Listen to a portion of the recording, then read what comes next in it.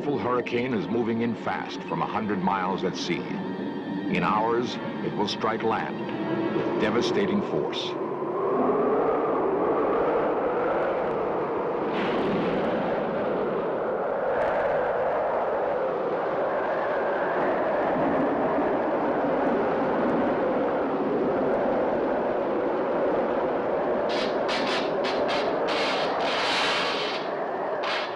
In the face of a hurricane's fury, we are left completely helpless.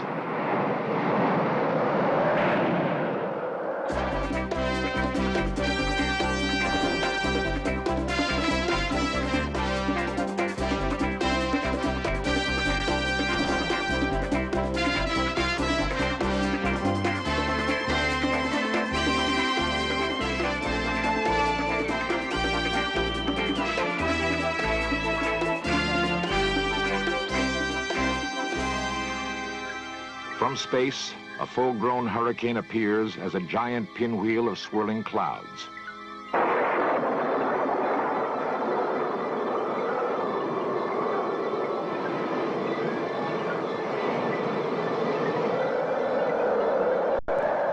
On Earth, they are the most violent and frightening of all nature's storms.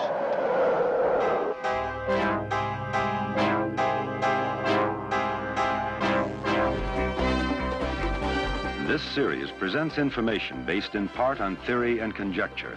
The producer's purpose is to suggest some possible explanations, but not necessarily the only ones, to the mysteries we will examine.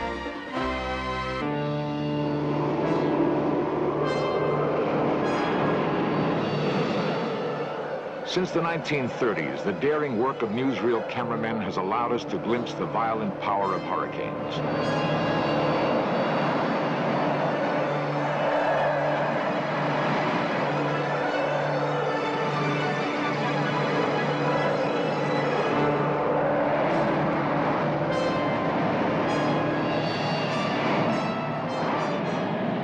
With little warning, they pound against our coastlines like sledgehammers.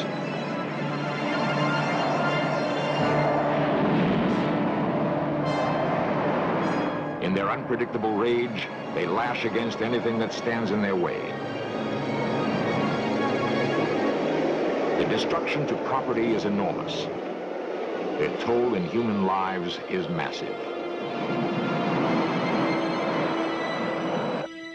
Centuries ago, the Indians of the Caribbean worshipped and feared a powerful sky god called Huracan.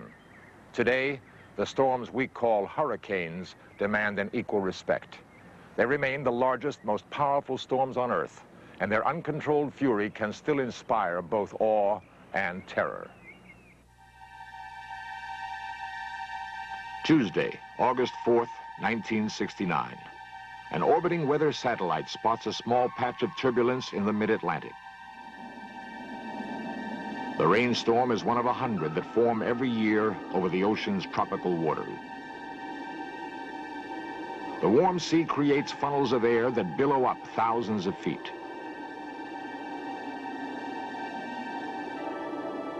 The clouds gather together. The Earth's rotation gives them spin. A hurricane is born.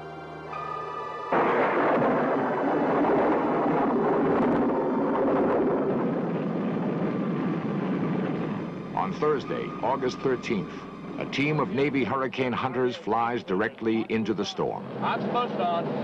Engineer, maintain my airspeed at 190 knots. Aye, sir. RPM 2600 says. I'm going down to 500 feet. Metro, keep that wind on the wing. To pierce into the tranquil eye, they fly low, barely above the water. Approaching 500 feet. Metro, steady. Level 500. Cinco Metro. Request range and bearing to the eye. Cinco, roger. This is the penetration heading. Eye is dead ahead. Your escape heading is range 300. Crew from pilot, we are starting our penetration run. RPM 2600. RPM 2600. Oxygen on. Engineer, maintain my airspeed at 190 knots. Aye, sir. Mounted from Cinco. Go ahead, Cinco. We're approaching one of the rain bands. It looks like it's pretty rough. Got a soft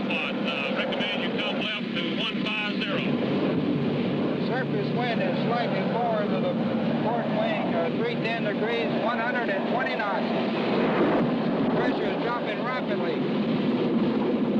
I read 310, 120 knots down there. Well, that was a rough one. Finally, in the eye, instruments measure the hurricane's strength and gauge its size and speed. Pressure, temperature, and wind eye. The early indications are alarming. It is a big storm and still growing. For more than a week, the storm churns across the Atlantic and into the Caribbean Sea. There she lingers, gathering strength. Her final path still unknown. The third hurricane of the season, she is named Camille. A hurricane watch goes up along the entire Gulf Coast. No one knows yet exactly where Camille will strike, but at harbors and marinas everywhere, boaters prepare for the worst.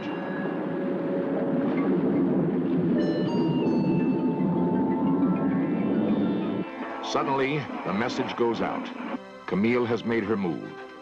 She's heading directly for the Mississippi coast. Sunday, August 16th. Advance winds hit the coastline. Everywhere, people start boarding up.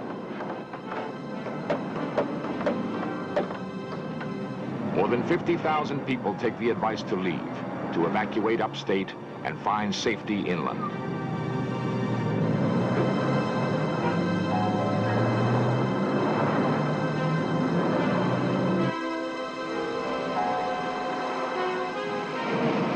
As the hurricane draws closer, there are those who choose to stay behind. The young, the unbelievers, the thrill seekers, the sightseers, the stubborn.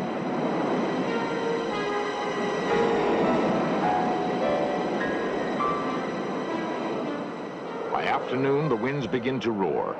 Camille is churning dangerously close.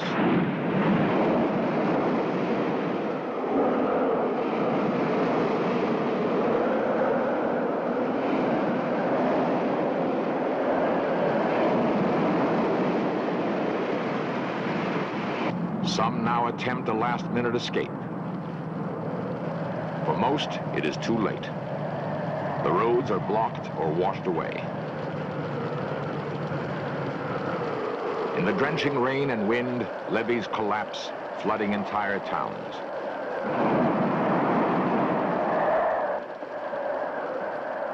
At dusk, the full force of the storm reaches Mississippi. Wind velocity hits 200 miles per hour.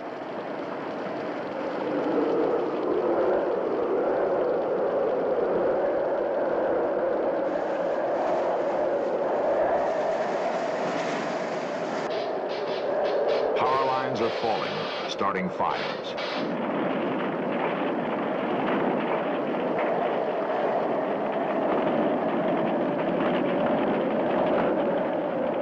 Tornadoes spin off randomly, blowing homes to bits.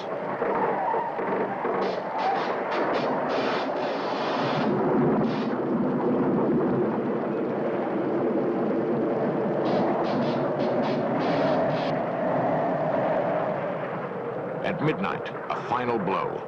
A 30-foot tidal surge smashes the coast.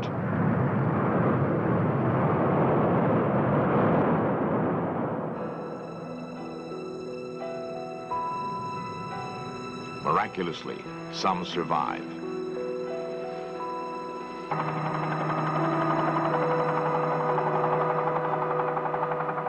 By morning, it is over. The coastline is in shambles.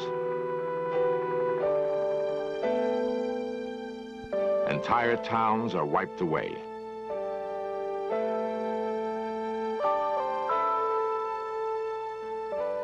$200,000 are homeless. More than 250 are dead. Dazed, the survivors stumble out. Each in his own way measures his loss. It's bound to be in here somewhere because all these are the houses that came from in this vicinity. They're all right in here in this neighborhood. But mine was right on the corner and I don't even see it. Yonder!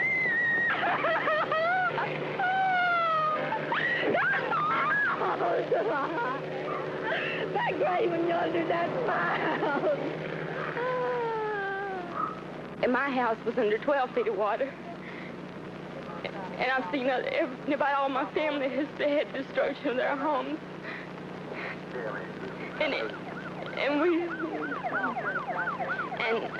I hope I never see nothing like this again. I'm mighty young, but it takes this hard blow. And I lost my shoes and half of my clothes I had on, but the lady lent me some clothes to wear, and she lent me a pair of shoes for me to walk home with, and I'm thankful, and I did a lot of praying. And Junior, darling, we all right, sweetheart. I love you. Now, don't worry about us. We all right, darling. And hello to all of you. Thank the Lord. Another one will never catch us here, because if we hear of another one coming, we're leaving here and go way upstate like you asked Mama to do. So, okay, now, I love y'all.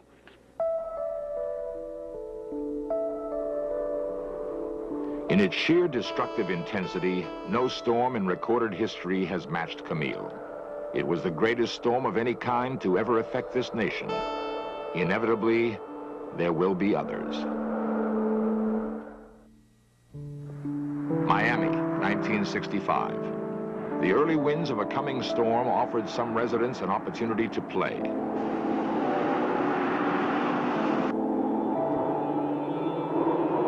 The fun, however, was short-lived.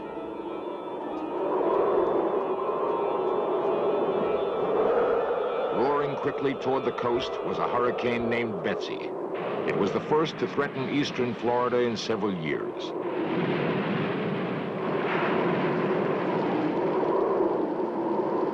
Winds built to over 125 miles an hour. The hurricane had arrived.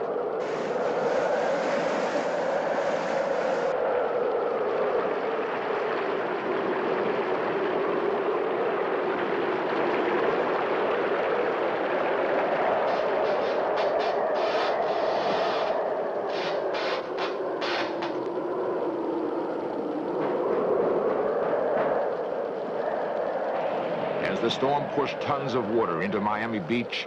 The ground floors of houses and hotels turned into rivers and pools.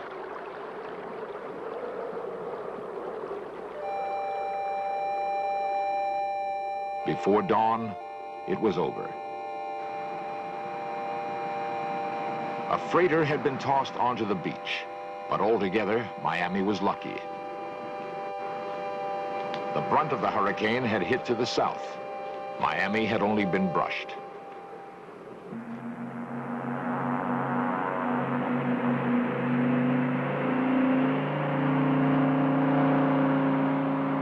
Today, weather scientists use flying laboratories to study hurricanes for their working secrets. A gust probe measures the atmosphere a split second ahead of the plane. Elaborate sensor and data systems record air motion, temperature, and humidity. Linked to airborne computers, the information can be instantly analyzed.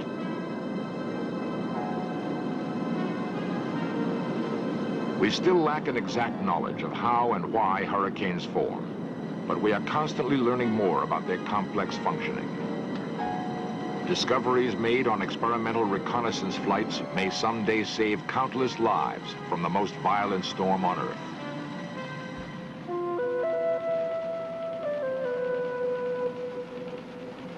At the National Hurricane Center in Miami, weathermen keep constant track of storms that may reach our coasts. It is their job to warn us where and when a hurricane will strike.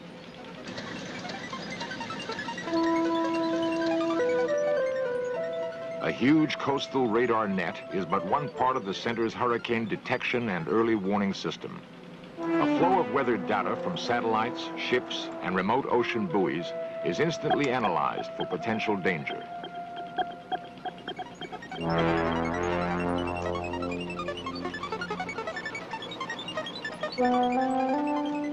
A special hurricane teletype circuit issues immediate warnings whenever a hurricane threatens.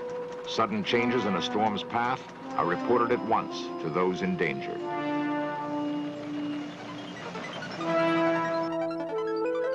Dr. Neil Frank is director of the National Hurricane Center. He heads all hurricane detection and warning operations for the entire United States. Our knowledge about hurricanes has increased tremendously over the last, say, 20, 30 years. We now got satellites that have come along since the 60s. We had radar as a byproduct of World War II. Another byproduct of World War II was aircraft reconnaissance, and we started sending military airplanes out into these storms to give us information about them. There's been no question about a tremendous increase in our understanding. Unfortunately, we haven't been able to realize that same understanding in our forecast accuracy, so that we're not forecasting that much better today.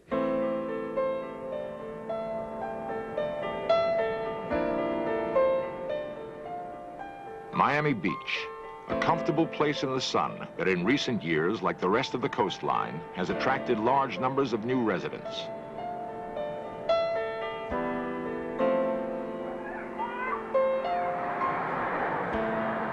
In Miami, as in nearly every other coastal city, there is a potential for hurricane disaster. A huge percentage of its population has never experienced a major hurricane. So it's been 25 years since we've experienced much activity over the state of Florida, and over 15 years since the people along the East Coast have experienced bad hurricanes. And that's where our greatest population increase is taking place at the present time. Now, the fear that we have is that people might become complacent. Now, in the meantime, the East Coast and even Florida has had some near misses, and we've been brushed by some, and we've had to post some warnings at times, and then the storm went someplace else, or we've gone through the fringes of some minor storms, had a weak storm come by, and we've developed some false impressions. And false impressions lead to poor decisions, maybe in the wake of the next hurricane that comes by that could indeed be a big one. The last major hurricane that we've had here was in 1926, a real big storm.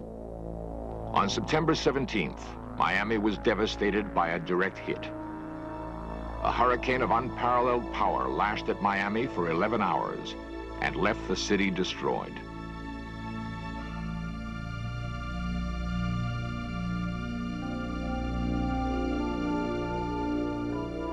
Based on the damage that Miami suffered in 1926, Dr. Frank has made a projection of what would happen if such a storm struck again. Here on Key Biscayne, the large hotels and condominiums will quickly flood to the second floor. Any structures not built on pilings will be in danger of collapse.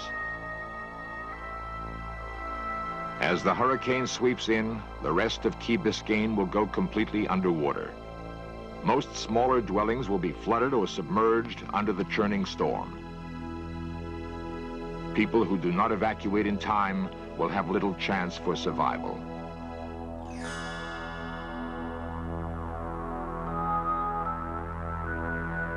In South Miami Beach, hundreds of small hotels and apartments will be smashed and flooded by tons of water. The buildings are occupied mainly by the aged and retired. It is doubtful that everyone could be evacuated.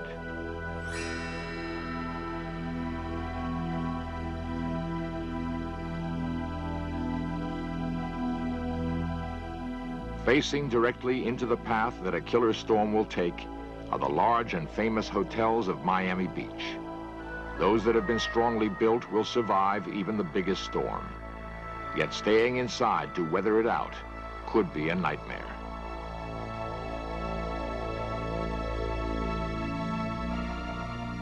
Water from the huge tidal surge will blast through the ground floors, tearing out walls and stairways. Power will be cut off, leaving those inside trapped in darkness on the upper floors. People with medical problems will be left helpless.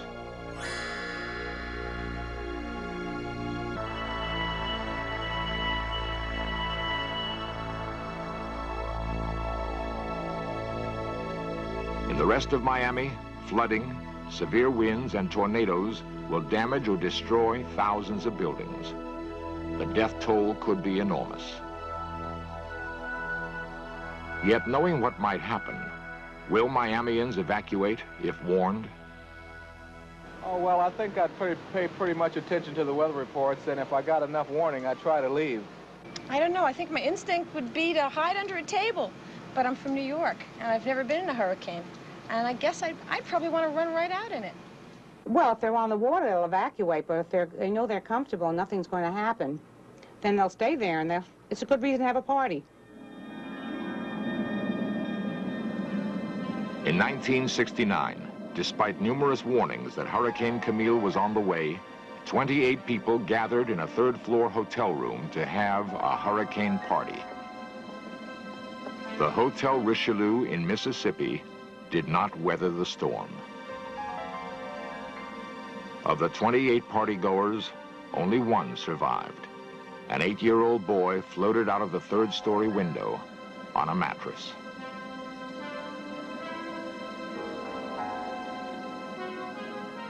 Camille in 1969, a Category 5 type storm, taught them some very bitter lessons. I hope it doesn't take that kind of a storm to teach the rest of us who live along the coastline those same kind of lessons. You know, an old philosopher once said that those who ignore history are condemned to relive it. I like that word, condemned. And there's no reason today why we should have to experience those same kind of bitter lessons. There's a lot of hurricane history around, and if we'll take the time, we can learn those lessons and not have to go through those same kind of experiences.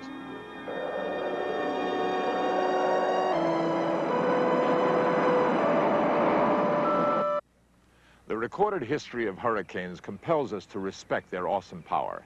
In 1737, hurricanes killed 300,000 near Calcutta. In 1900, more than 6,000 people died when a powerful storm swept over Galveston, Texas.